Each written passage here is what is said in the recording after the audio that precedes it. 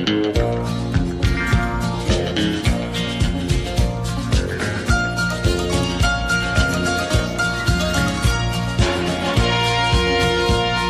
old cowboy went riding out one dark and windy day. Up on a ridge he rested as he went along his way, when all at once a mighty herd of red-eyed cows he saw plowing through the ragged skies and up a cloudy draw.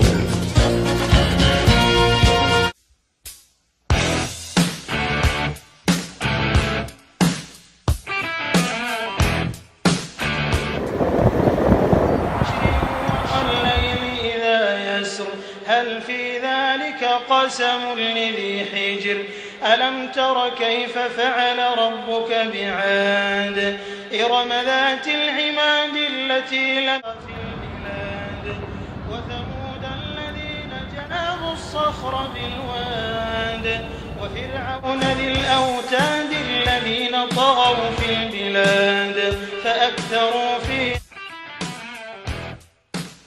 الله أكبر الله أكبر. فصب عليهم ربك سوط عذاب إن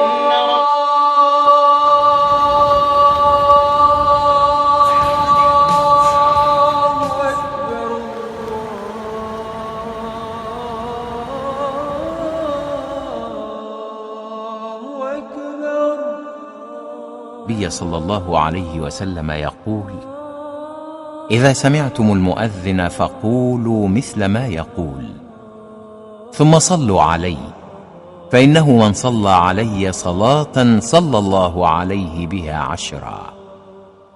ثم سلوا الله لي الوسيلة، فإنها منزلة في الجنة لا تنبغي إلا لعبد من عباد الله، وأرجو أن أكون أنا هو. فمن سأل لي الوسيلة حلت له الشفاعة.